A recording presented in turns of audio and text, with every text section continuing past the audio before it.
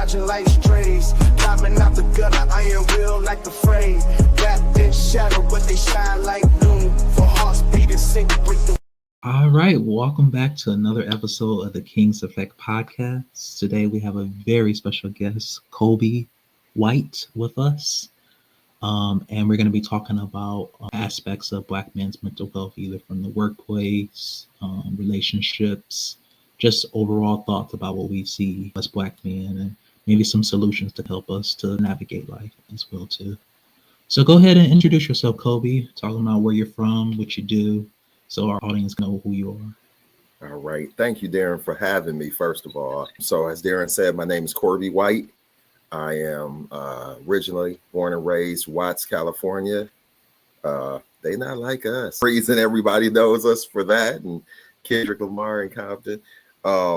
But I reside right now in Wisconsin, in Madison, Wisconsin, where I serve as the health program manager for the state, Wisconsin. Also on the Madison College Board of Trustees, also an elected official with the Board of Education here in Verona, Wisconsin. And what I do, Daron, I consider myself an equity champion. I fight those battles regarding policy, revolving around access to health care for us, battling social determinants of health. But I also fight those equity battles with regards to education as well. So let's get into a little bit before we get into the overall conversation of Black men's mental health from all aspects of life. Could you explain a little bit more about that? Because a lot of people probably wouldn't know what that is. So. Yes. So as a health program manager for the state of Wisconsin, I write the program agreement between all 11 health plans that service the health systems. So I tell them what they can cover and should be covering. With that, I also write the terms and conditions between those health systems in the state of Wisconsin. With that, a lot of equity and access comes into play there. Everybody probably heard of Milwaukee, at least has heard of Milwaukee, Wisconsin. It has a huge battle with regards to health equity and access because it has the largest Black community in the state of Wisconsin. And a lot of those health systems aren't in that area. So I make sure people in areas like that and rural parts of Wisconsin as well have access to adequate health care. Education-wise, Wisconsin is the worst state in the union with statistics on Black students. Really? Wow. Yes. A lot of people don't know that. They think for some reason there's this stereotype that somewhere in the South must have those statistics, right? Like Mississippi or somewhere. It is Wisconsin. The worst literacy rates with regards to math and English proficiency for Black students. So what I do, yes, it is terrible. And we have the second highest incarceration rate for Black people in the nation, second to only New Jersey. Yep. Oh man, I didn't know that. So that's the battles I'm fighting every day here in Wisconsin. Okay, thank you for sharing that, because it's always good I have all men of walks of life that come on here, from struggles to success in between, and they just share about their life and stuff like that. So this brings me into my next question. First question I want to is, what is some of your experiences like in racism, or maybe just things as Black men that you see that you don't really like in the workplace? And then we can move the conversation to other aspects of life as well too. Sure. What I don't like about what I see with regards to us in workplaces is the non-recognition that our struggles are quite a bit different than anyone else's. And so what I find myself doing, just a little bit, our governor back in 2020 said that every agency in the state of Wisconsin had to write an equity and inclusion plan. And in 2020, we know why. We know Breonna Taylor, George Floyd, etc. Jacob Blake took place in Wisconsin. That was in Kenosha, Wisconsin. And so, governor, understanding the importance of diversity, equity, and inclusion, said that each agency had to write a equity and inclusion plan. I wrote ours. And with that, I wrote the need for staff networking groups, because in the state, we can't call them affinity groups. And I did that because when we surveyed Black and brown, we surveyed the entire employee population, first of all, but Black employees in particular, that we were devalued, unseen, not heard, work morale was being affected by it. And so what I did in that equity and inclusion plan was said that we need to develop staff networking groups because of this. We need to come together, and not only come together for our sake to support each other, but we need to be able to explain why we're feeling the way we're feeling to the other population of employees. And we started out back in 23 when the group was first launched with 14 people attending. We're averaging 175 employees attending these meetings now. Okay, so it definitely increased. That's good. Yes. And how does the white counterparts understand it, or is there still like struggle with getting them to understand that concept? That's the best question I've heard in months, because what's happening, I stress in these meetings, we're meeting you where you are. None of us are experts. We're meeting people wherever they are in their journey. We get some white counterparts in those meetings who fully understand. They've been in those spaces before. You can see that they've done the work, to white counterparts who this is their first time hearing this. And there's a lot of breakthroughs. There's a lot of breakdowns. We've had employees, counterparts cry in these meetings because they're like, we didn't know. You grew up in their area, their bubble. This is all they know. And now we're in the workspace together. And now they get to hear why we're feeling the way we're feeling. Okay, so would you agree that it has improved a lot for them to kind of, or is there still some hesitancy? So we actually got the statistics on that 2 weeks ago, and that 18% higher the rate of employee engagement has taken place as a result of the staff networking groups. And in the qualitative data, white counterparts feel like they're understanding. They've said that in the comments, that they look forward to these group meetings, that they learn something from every meeting that they did not know. And Blacks, we say in the meetings that we feel supported and acknowledged. So it's working, it's catching on, it's a process, but it's working, and I love that. Okay, this is a little bit of a tough question here. So go right ahead, please. So now that you understand that they, support that, do you see that their actions align with, they're saying that they're actually supporting? Are you seeing that their actions align with that? That is a very tough question. The hardest thing, what I'm seeing is that the employees, yes, their actions are aligning with it. I can see it in the feedback. I see it in the suggestions, because I always end each session with, please let me know if there's a topic you'd like to discuss in our next meeting. And white counterparts are coming through with topics. I didn't know what redlining was until it was talked about. Can you go in detail about that? Because I didn't know about housing covenants or anything nature affecting Black people. Mm-hmm. What I wish, though, Daron, is more leadership did something. They seem there's this politics around the topic right now because of obvious reasons, executive orders and things of that nature, where I'm seeing leadership in a lot of areas being fearful to take a stance on this at all. So the one thing I wish in regards to your question is that more leaders, white counterpart leadership, would step in and recognize and do something versus checking the box and saying a meeting was had. Yeah, they was pretty much more on board and engaged with the conversation. Yeah, engaged. There you know what it is, but they really don't give a F about it, right? Yes, and be present. Yeah. Don't tell your employees to come to the meeting and you don't. That sends a horrible message. That makes it a box check. Yeah, it kind of brings me to my next question, like pushing back a lot of DEI initiatives and stuff like that. And that's really hurting the Black people, because it's not only affecting the people that's within the work environment, but it's actually hurting the Black people when that large percentage that don't really get the job because they're Black, because there's still some tendencies in the hiring processes and stuff like that. So how do you think that has played a role in men's mental health in a way? I see two things, and I argue about this with my brothers every day. There are some of us who think DEI, we didn't benefit from it at all. I heard it yesterday. that we really didn't benefit from it. White women actually benefited from it more than us. And then I How see so?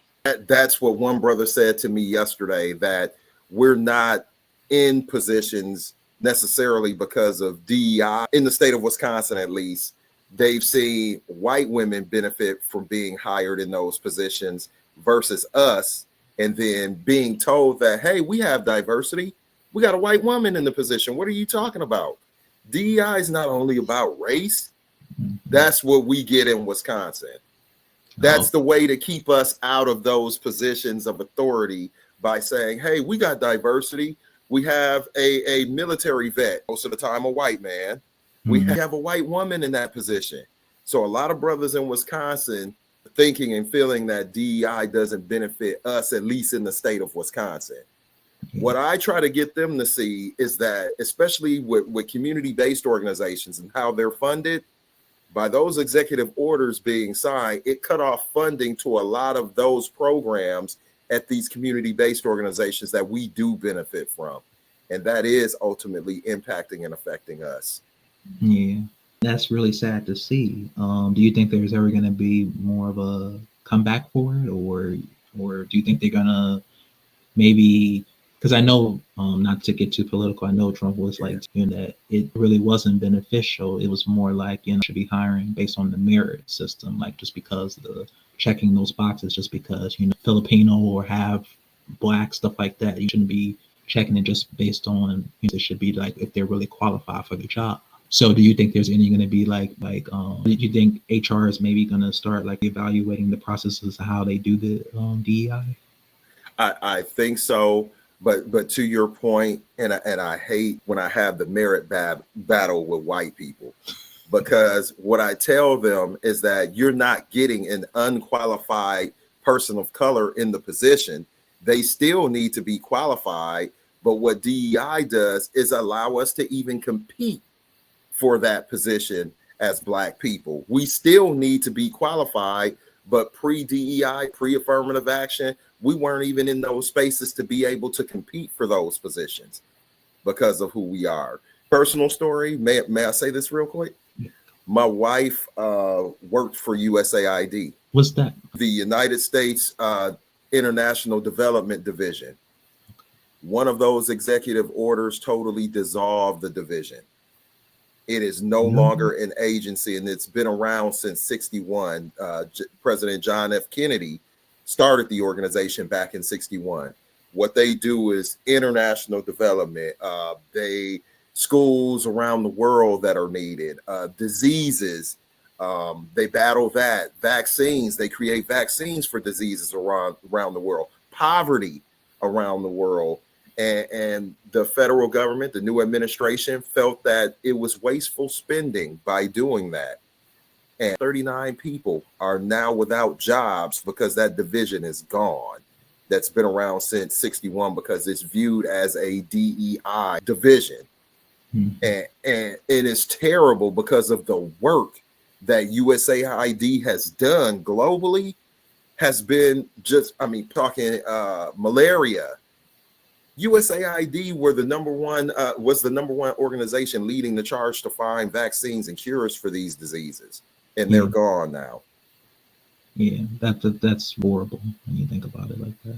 Now I wanted to kind of conversation over to like just men's mental health and relationships. What do you notice? Because I notice a lot, like, don't want to date us. They think we're, trash, sad, and really hard to date right now because people are requiring so much that, and you should want something. You should want to have standards when you're in a relationship and stuff like that. But I feel like the dating pool is just trash right now because people are requiring so much that they don't even have of themselves. Like 100K salary man or something like that. I don't make that much. You know what I mean? So how maybe because I know we're from two different generations, but it's like, do you notice, like, from generation to this generation now, like, what's some of the things that you see that might probably be affecting Black men? It's so funny we're having this conversation there because my best friend, who's I'm not sure how old you are, but I'm thinking 30, he's part of your generation. How old are you? 30. 30, yep, 36, and I'm 48. But he's my best friend. He's a brother, good brother, great brother. We were having this conversation yesterday. This what you just asked, and what I'm seeing is a lot, and I'll say the millennials. What I'm seeing is a lot of Black women who are in your age bracket choosing white men over us. Mm-hmm. I'm seeing it a lot, and I'm just like, I asked him yesterday. I said, "What going on?" What, and he told me, said there is a stereotype about us right now that won't earn those six figure. We're not in positions to earn those six-figure jobs, and that as far as emotional support and control, right now there's a stereotype that we are just emotionally savage, that we can't control our emotions, that we don't have a lot of purpose driven type jobs, if that makes sense. We Mm-hmm. have jobs, but McDonald's, Burger King, yes, stuff like that. Yeah. But yes, that doesn't speak to the entire generation of Black men. You know? no, Yeah. no. My friend who's in your he is one of those purpose driven six figure, I did it. I'm like, this come from? Where did this stereotype come from? There is a notion that we can't be leaders, Mm-hmm. a stereotype that we're not leaders. And I don't know where this is coming from. And the I'm so women happy. and the women like bad guys. There are They so treat many, them bad. They're toxic for them. They I've heard don't. They so many don't stand a women chance say, with a good guy. You know. I've heard so many Black women say, I'm attracted to a-holes. Why would you be attracted to that? Yeah. Who wants that? Oh, go ahead. And I I'm sorry. think, yeah, I think it just goes back to just like somebody that, ideal masculine, see their father was hard and rough. So maybe, that's what they have to get with. But, it's Yeah. changed now. And I think that they have to start reevaluating their own life choices, perfect, room for improvement. And I think that be a lot. It's not going to be a lot of marriages that's Black love in a way. It is, but I feel like it's declining because requires so much from the Black man that even give you a second thought. Like you get you one in the street and say, "Oh, just another Black man trying to get some." That might be true. Not indicative of all of us. Some of us really do want to settle down. And stuff like that, but not everybody will, but I think that it's just really hard in the dating world right now. So, what are some of the other stigmas that you might see that, be hurting Black men in general in the dating world? There's something that one of my friends introduced me to, who's a great brother as well, the John Henryism. And that's affecting our mental health as well, where we are conditioned as Black men to work. When we're asked, where does our joy come from? A lot of us don't have answers to that question, or the answer is work. Our joy comes from work. And exactly, that's affecting our mental health and well-being big time. Because like friend said, remember the story of John Henry with the hammer. He died with it in his hand. Oh God. And so that's a stereotype, and I'm guilty of it. When I saw that, I was like, wow, I do work quite a bit, but I we get have to work so hard, right? Because we we our came from nothing. that were beaten and were overworked. And I feel like that Yes. plays a role into like how our balance is. We have to, all these societal pressures on us as Black men to kind of deem us devalued or worthless and stuff like that. So I know I have to work. I always had a job when I was 15 years old because poor, didn't have nothing. And, that was the key to kind of, because if I didn't work, I wouldn't eat, right? Yep. And corporate America, we have to be twice as good as our white counterparts just to be viewed as equal. They can do things in workspaces that we simply can't, because it means we'll be terminated for it. and they necessarily And won't. they also get paid more than us too. They get paid more to do less. This one coworker, he only worked 6 hours, and he was making $9 an hour. Because I happened to look, because I'm a little nosy, because I was wanting to know, because he kept talking on the side like, "Oh, I'm making $9 an hour." I was like, "How is that when I'm only making $7.25 an hour?" Started here, Yep. right? Yep. Yes, I've seen that so many times. Yeah, I'm just thinking like, all this more work. I'm working more hours than him, been here longer, and he's making more than me. No, but see, you go to HR and you say, "Well, how would you know that?" Yep. Now you're in trouble for looking. You can't win for trying, I have to say this, Daron. Can I say this? Yeah, go ahead. I have to say this point on your platform. Black love is not dead. I married a beautiful Black woman. Those outside forces that we fight against every day, that racism does put pressure on the relationship, because sometimes we can't just be. She's a lot like me, where she's also in those areas fighting those battles with the work she does as well. So we have to purposely and strategically carve out time for us. Yeah, and kind of brings me to, because I know we're coming up on time here. But that kind of brings me to my final question. So we talked about, health affects Black men in the workplace and in relationships. But like, how did it play a role with just like being able to have, guys, like aspect of like, because a lot of guy friends, like, they show up like they need to. I noticed that, had like one for the last 3 years that consistently has shown up for me. Say, "I got you, bro," stuff like that. But the rest of them, I think it just goes back to that stereotypical, they can't show affection with one another without being labeled as, homophobic, stuff like that. And that's just not true, Speak a little bit about that. What's your thoughts about that? Yep. So that's another great question. Back during the pandemic, when the gyms were closed, working out at home, right?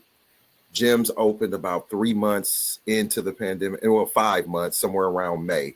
Started working out at this gym with one of my best friends, and didn't know these brothers around us, So whatever, they heard the conversations that we were having while we were working out, right?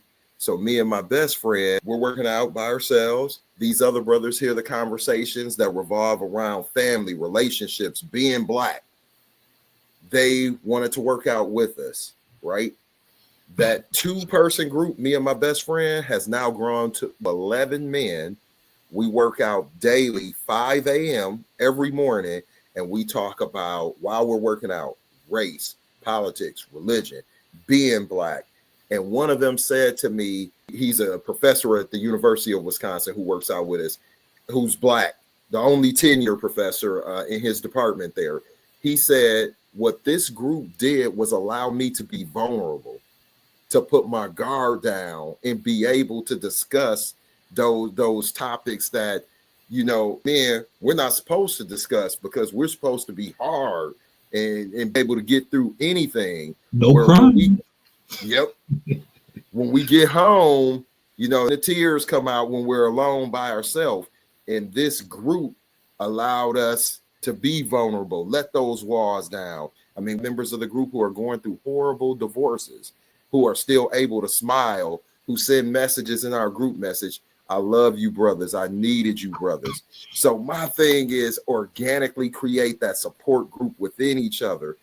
We got to get rid of that stigma and stereotype that to our feelings with each other, and being vulnerable is a sign of weakness. To seek mental and health down the street. and mean mugging each other down the street. Now, I have noticed, Daron, especially over the last 2 to 3 years, no matter where I travel around the world, when I see brothers, they always speak. We always say hi and greet each other. I have noticed that a lot more lately. Okay. Yeah, been my experience. Even when I go back home to Watts, how you know, like, okay. I think it also goes back to that societal pressure of like, you have to be tough, hard. Why you smiling? Why you joyful? Why do you always have to look mean and support each other? So this is my last very question that I have. Sure. Here. Okay. I thank you again for being the guest here. But my last question is, why do you think Black brothers can come together and break that cycle of, to just support each other and, each other, not like that, but just from a brotherly standpoint? How can we come together as Black men to break that, just within the Black community itself, stigma? Yep. First of all, I encourage any Black person, whether it be a woman or man, if you're interested in mental health and well-being and being a mental health specialist, get into that area of study. Because first of all, we make up less than 2% of mental health providers nationwide. I think that's one of the biggest barriers when going to a mental health facility to seek a therapist, because a therapist doesn't look like us. They don't know what we deal with on a daily basis. How are they going to be able to counsel us? We need to be in those spaces so that we can provide mental health and well-being for ourselves, number one. Number two, I think these organically created support systems, whether it be a run group, whether it be a poetry group for Black men, whatever the case may be, whatever brings us together organically to celebrate. And then while we're celebrating, we have those conversations to try to, loosen ourselves up and become vulnerable. I think that's what needs to happen to alleviate some of that pressure that we always have to be tough and on guard. So get with support groups that kind of your interests is what you're Yes, saying. Okay. absolutely. Well, that is all the time I have for you today. Thank you for coming on. And if you know any other Black brothers that wants to come on and share their life experiences as well too, I'm open to that. Thank you. Thank you for having me. It was a pleasure. All right. Too. Fight, dodging life strays, climbing out the gutter, iron will like the frame. Wrapped in shadow, but they shine like noon. For hearts beating, sink, break the